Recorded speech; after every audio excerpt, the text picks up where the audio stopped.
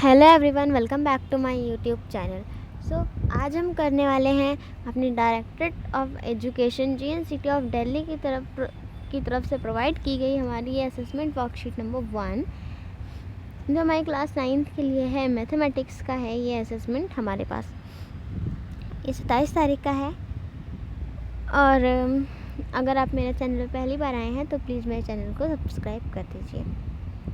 यहाँ पे अपना पहले नेम लिखना है, यहाँ क्लास टीचर का नेम लिखना है एंड देन आते हैं अपनी वर्कशीट पे।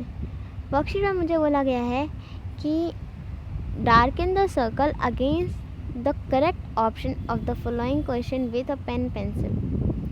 मुझे बोला गया है कि ये जो मुझे ये वर्कशीट दी गई है असेसमेंट वर्कशीट है, यानी कि एक तरीके से हमारा यूनिट टेस्ट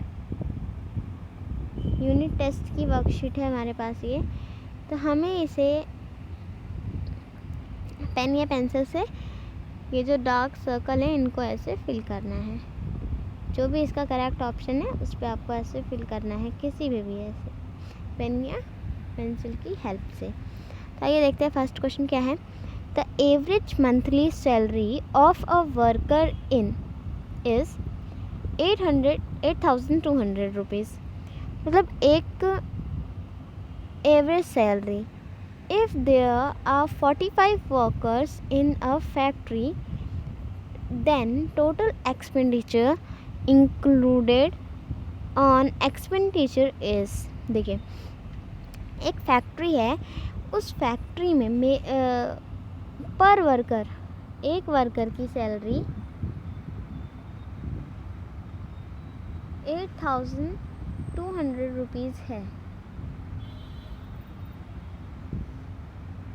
तो मुझे बोला गया है कि पता लगाइए कि 45 वर्कर्स की क्या सैलरी होगी। ठीक है, तो हमें पता है कि अगर हमें कम से ज़्यादा करना होता है, अभी हमें इससे ज़्यादा करना है, पैसे ज़्यादा करने हैं मुझे, तो मैं क्या करूँगी, मैं इसे मल्टीप्लाई करूँगी। अगर मुझे ज़्यादा करना है तो, अगर मुझे कम करना है तो मैं उसे डिवाइड करूँगी। Okay, multiply and divide. तो ये देखते हैं मैंने इसको कैसे किया है। तो वर्कशीट में ये जो हमारे पास क्वेश्चन है ये रहा। ओके, तो क्वेश्चन मुझे दिया गया था कि निकालना है मुझे। तो एक वर्कर की जो सैलरी है पर मंथ सैलरी, एक वर्कर की पर मंथ सैलरी है 85,000 रुपीज़। ओ सॉरी, यहाँ पर 2 आना है, 8,200 रुपीज़, यहाँ पे भी 2 आना है, सॉरी। हाँ,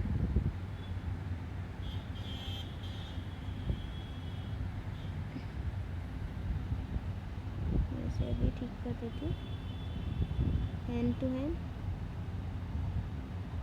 ओके, तो मैंने इसको क्या किया, 45 वर्कर्स पर मंथ सैलरी करके 45 वर्कर्स को 8,200 रुपीज़ से मल्टीप्लाई कर दिया। तो मेरे पास आ गया ये आंसर जो है हमारा option number C. Option number C कहाँ पे है मेरे पास, ये रहा। ठीक है, तो हम इसे ऐसे फिल कर देंगे। तो नेक्स्ट क्वेश्चन क्या है। नेक्स्ट क्वेश्चन देखिए कि the population of town is 45,772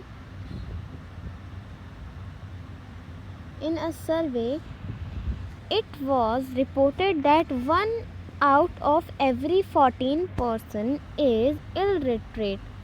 मतलब कि एक टाउन है, इधर समझते हैं, सपोज यहाँ पर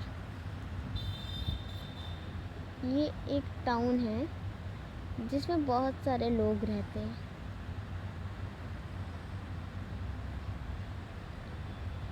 इस टाउन में एक सर्वे किया गया। सर्वे का मतलब पता है क्या होता है, जहाँ पे लोगों की चेकिंग करने आते हैं। उस सर्वे में बोला गया कि 1 आउट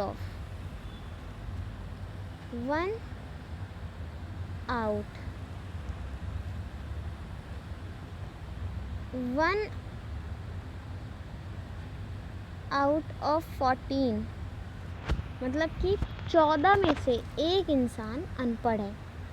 इलिटरेट का मतलब होता है अनपढ़, ठीक है। तो जैसे 14 लोग हैं तो 14 में से सपोज मान लो ये वाला एक अनपढ़ है, इसी तरह हर 14 में से एक अनपढ़ ऐसे बोला गया है। तो मैं क्या कर सकती हूँ, मैंने बोला था कि अगर मुझे ज़्यादा करना है तो डिवाइड करूँगी, कम करना है तो मैं मल्टीप्लाई करूँगी। तो इसमें मुझे कम बताना है तो मैं इसे मल्टीप्लाई मतलब डिवाइड करूँगी। तो मुझे बताना है कि कितने इलिटरेट पर्सन हैं इस मतलब टाउन में, कितने इलिटरेट पर्सन हैं।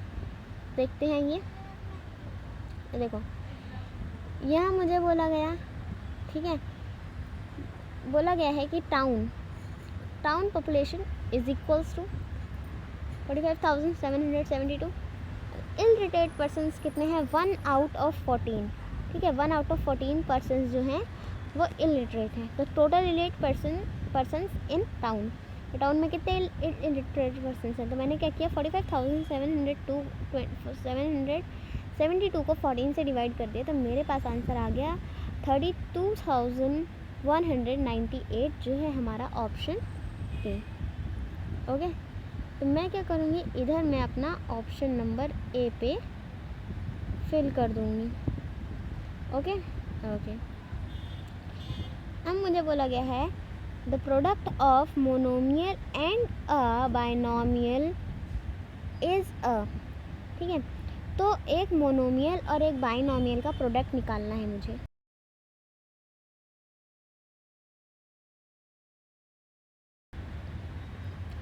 तो मैं उसका प्रोडक्ट कैसे निकालूंगी, उसका प्रोडक्ट में मुझे, मोनोमियल क्या होता है, मोनोमियल होता है जो सिंगल डिजिट होती है, just like x is a monomial. लेकिन अगर x+2 मैं कर दूँ तो दिस इज़ बाइनोमियल। ओके, तो मोनोमियल और बाइनोमियल हमने 7th 8th 9th में भी पढ़ा, और 9th में तो पढ़ ही रहे हैं। तो आइए देखते हैं। तो मैंने क्या किया, मैंने इधर एक सम ले ली है, वो सम अब मैंने क्या किया है कि मैंने एक मोनोमियल और एक बाइनोमियल प्रोडक्ट निकालना है, प्रोडक्ट निकाला है मैंने। तो ये x जो है ये मोनोमियल है और x+1 बाइनोमियल है। मैं इसका प्रोडक्ट निकाला, तो मैंने पहले इसको इससे मल्टीप्लाई किया, फिर इसको इससे मल्टीप्लाई किया, ठीक है। x को पहले x से मल्टीप्लाई किया, फिर x को 1 से मल्टीप्लाई किया, तो x² + 1x। तो देखो मोनोमियल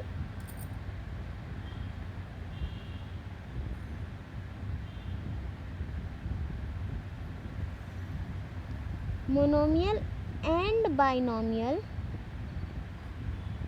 जो प्रोडक्ट निकलेगा वो हमेशा बाइनोमियल में निकलेगा। तो जो इसका आंसर होगा वो होगा ऑप्शन नंबर बी, ठीक है। 4th क्वेश्चन है which of the following is correct. इन सब में से कौन सी आइडेंटिटी हमारी करेक्ट है। आइडेंटिटी हमने पढ़ी है, तो आइडेंटिटी कितनी होती हैं, वैसे तो 3 आइडेंटिटीज़ हैं हमारे 9th क्लास में इस बार। देखो सबसे पहले होता है a - b का होल स्क्वायर, a + b का होल स्क्वायर, फिर होता है a + b, a - b, ठीक है। इसको मैं क्या कर दूँगी, a² - b² + 2ab,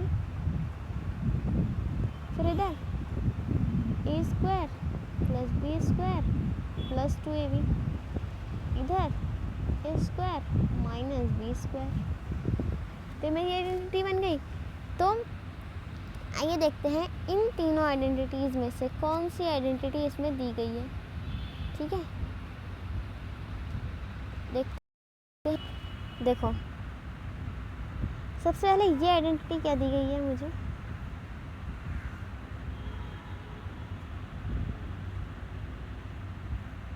इधर मुझे दिया गया है a - b का whole square = a² + 2ab - b²। नहीं, ये नहीं है, गलत है ये, क्योंकि ये जो प्लस है वो यहाँ आना चाहिए, ये माइनस यहाँ आना चाहिए, ठीक है। तो ये नहीं है ये आइडेंटिटी।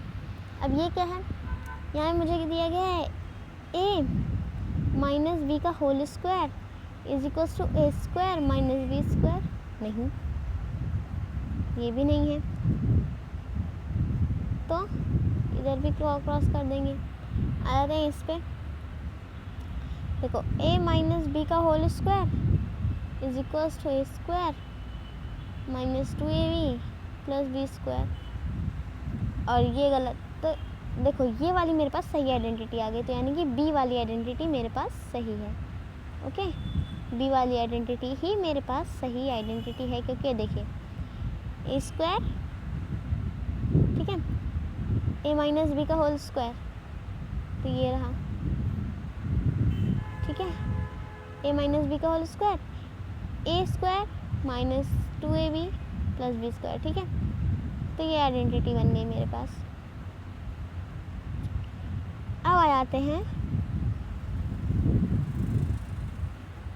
इस सवाल पे। ये क्वेश्चन मुझे दिया गया है क्वेश्चन नंबर 5, सम ऑफ। ये मुझे इन सारी सवाल इन सब का सम निकालना है, तो आइए निकालते हैं, देखते हैं सम क्या होगा इसका।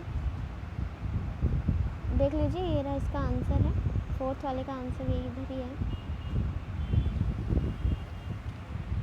तो देखो मैंने इधर वो सम लिख ली, देखो सवाल देखने में बड़ी लग रही है, पर मुझे इसका सम निकालना है, सिर्फ और सिर्फ सम निकालना है।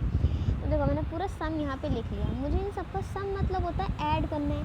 तो पहले इतनी डिजिट मेरे पास, ये फर्स्ट डिजिट थी, फिर ये सेकंड डिजिट थी, फिर ये थर्ड डिजिट थी, ठीक है, फर्स्ट सेकंड थर्ड फर्स्ट, ठीक है। तो मैं इन सबका सम निकालूंगी। कैसे निकालूंगी आइए देखते हैं।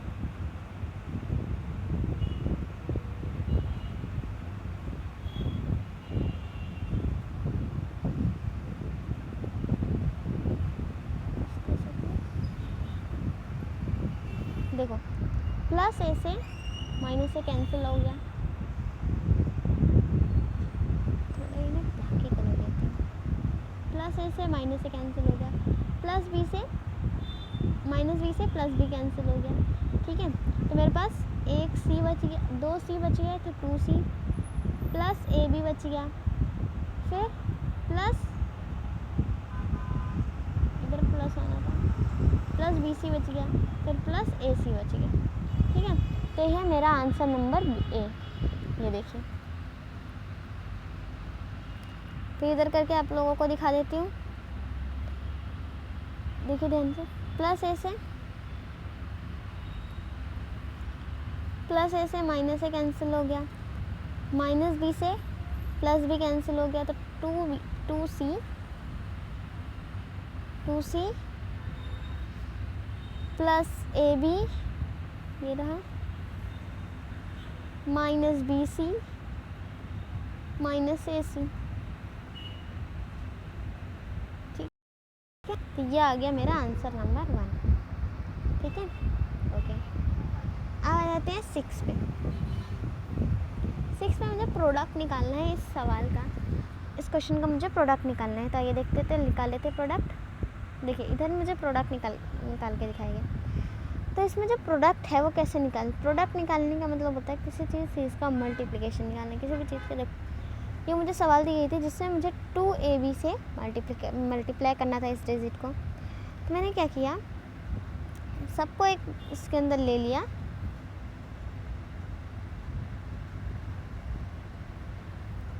और मैंने इसको 2ab से मल्टीप्लाई कर दिया।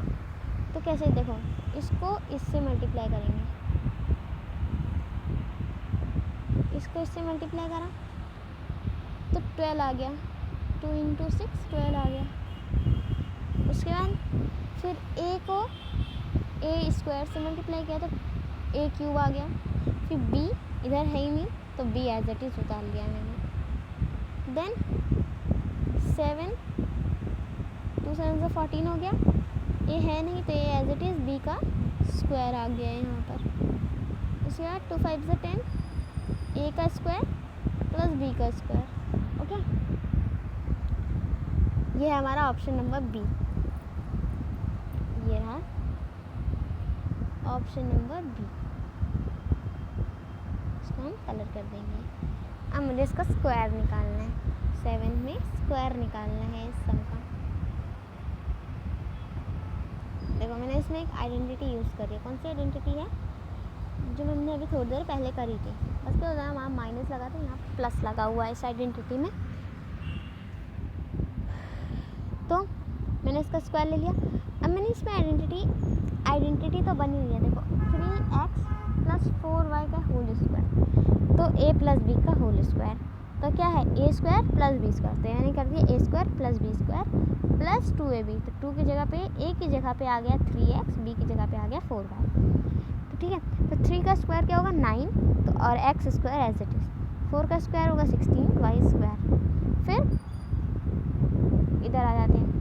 तो इधर क्या होगा, 2 को 3 से मल्टीप्लाई करेंगे तो 6 आएगा, और 6 4 ज़ा 24, तो 24xy। तो ये आंसर नंबर 6 है हमारा। यहाँ पर सी है, मतलब ये है सी वाला आंसर हमारा सही है। ठीक है, उसके बाद क्या कहते हैं, उसके बाद फैक्टराइज करना है हमें इस सम को। तो हम इसका मिडल टर्म स्प्लिटिंग निकाल लेंगे।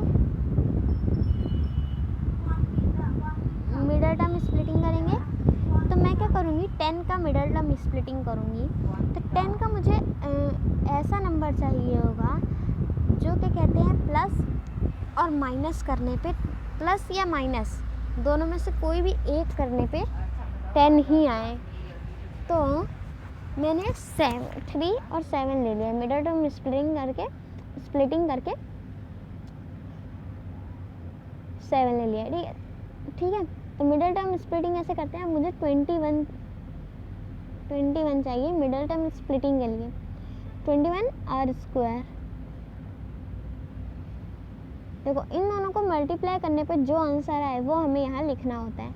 ठीक है, तो इसकी मैं मिडल टर्म स्प्लिटिंग करूँगी तो 21, तो 1 × 21 पे आएगा, 3 7 पे आएगा। अब बस ये 2 ही फैक्टर्स हैं इसके बनेंगे, और 3 और 7 को प्लस करेंगे तो 10 आएगा। ठीक है, तो मैंने इधर लिख दिया r² का r², और देखो इधर r² था, r इसके साथ भी और r इसके साथ भी, तो मैंने इधर कर दिया, इधर माइनस है तो दोनों को माइनस से ही कर दिया, +21। अब मैंने क्या किया, इसके बाद मैंने इनका पेयर बना दिया। ये दोनों का एक पेयर बन गया, ये दोनों का एक पेयर बन गया। इन दोनों में कॉमन क्या है, इन दोनों में r कॉमन है, तो एक r मैंने बाहर रख दिया, बचा इसका r और इसका 3, तो दोनों मैंने अंदर लिख दिया। देन इधर से ही मैंने कॉमन ले लिया, इन दोनों में 7 कॉमन है, जो कि 3 7 = 21। तो इसको मैं स्प्लिट करूँगी तो 3 × 7 बनेगा। तो इन दोनों में 7 जो है कॉमन है, तो मैंने 7 बाहर रख दिया और 3 अंदर बच गया, और इसमें का r यहाँ बच गया। तो मैंने मुझे 2 नंबर्स मिल गए, r -7, r -3। तो ये दोनों नंबर्स मेरे पास आ गए। ये है हमारा ऑप्शन नंबर बी। ये रहा ऑप्शन नंबर बी। ठीक है, आ जाते हैं क्वेश्चन नंबर 9 पे। क्वेश्चन नंबर 9 जितना देखने में मुश्किल लग रहा है उतना है नहीं मुश्किल। आइए देखते हैं क्या है क्वेश्चन नंबर 9 में। देखो क्वेश्चन नंबर 9 में मुझे 7 की वैल्यू कुछ इस तरह, उसमें अच्छे से लिखा नहीं गया, तो 7 - 1 -8 - 1। देखो फिर इसका होल बना के इसका भी -1, इस तरह 3 में भी है, -3 का -1, -4 का -1, फिर -1। ठीक है, तो मैंने इस तरह, ये क्वेश्चन है इसका। मैंने क्या किया, देखो जब भी किसी डिजिट का नंबर माइनस में आए तो उसे हमें रेसिप्रोकल कर लेना चाहिए। रेसिप्रोकल सबको आता है, क्या होता है, इसको हम कर लेंगे ऊपर नीचे। तो देखो 7 की वैल्यू -1 है, तो मैं इसको रेसिप्रोकल कर लूँगी, 1/7 आ जाएगा। ठीक है, तो उसी तरह 8 में भी कर लूँगी, 1/8 आ जाएगा, जिसकी कुल मिला के वैल्यू बन जाएगी 1/7 - 1/8, पर इसकी होल की वैल्यू नहीं गई। ओके, इधर साइड भी 1/3 - 1/4 minus as it is. Then मैं क्या करूँगी, मैं इन दोनों का एलसीएम निकालूंगी। तो इन दोनों का एलसीएम निकलेगा 56, इन दोनों का एलसीएम निकलेगा 12, ठीक है। और फिर मैंने इन दोनों को कर दिया था क्रॉस मल्टीप्लाई, तो इधर आ गया 7, इधर समझाती हूँ, रेसिप्रोकल तक समझ आ गया सबको, ओके। तो इधर आ गया क्रॉस मल्टीप्लाई कर दिया मैंने, तो ऐसे क्रॉस मल्टीप्लाई कर दिया, तो 8 माइनस 7 अपॉन में 56, पर इसका वैल्यू नहीं हटा, ठीक है। इधर भी उसी तरह 4 माइनस 3 अपॉन में 12, इसका भी वैल्यू नहीं हटा है, -1 वाला अभी, तो इसका 1 कर देंगे। तो इधर साइड जब मैं इसको माइनस कर दूँगी तो 1 बच गया, और 56 एज इट इज़, इधर भी 1 बच गया, 56 एज इट इज़। देखो फिर वैल्यू आ गई -1 में, तो अब मैं इसको फिर से रेसिप्रोकल कर दूँगी, यानी कि अगर ये 1 अपॉन, देखो अभी ये 1/56 है जिसकी वैल्यू है -1, इधर है 1/12 जिसकी वैल्यू है -1, ठीक है। तो मैं क्या करूँगी, इसका रेसिप्रोकल कर दूँगी, यानी कि इधर मेरे पास बन जाएगा 56/1, अब ये प्लस में हो गई इसकी वैल्यू, इधर आ गया 12/1, तो इसको मैं 56 और 12 लिख सकती हूँ, 1 लिखने की जरूरत नहीं है मुझे, तो इसमें माइनस कर दूँगी तो आंसर आ जाएगा 44, सिंपल। तो ये रहा ऑप्शन नंबर ए पे हमारा आंसर। एंड देन लास्ट वाला क्वेश्चन तो मुझे नहीं लगता कराने की ज़रूरत है, क्योंकि मैंने पहले मतलब हर जगह बताते हैं, और पहले भी अगर मैंने बताया होगा या नहीं बताया तो पता नहीं मुझे, पर मैंने बताया था मेरे ख्याल से कि जो अगर किसी नंबर की वैल्यू 0 है तो समझ लो उसका आंसर 1 ही आना है, चाहे वो कितना भी बड़ा नंबर हो, ओके। तो मैं इसका कर देने वाली हूँ answer C, okay. So I hope आप सबको मेरी वीडियो अच्छी लगी होगी, और मैंने देखा है कि मेरी वीडियोस आप लोग देख लेते हैं बट सब्सक्राइब नहीं करते, तो प्लीज़ मेरे चैनल को सब्सक्राइब करिए। Thank you for watching my video.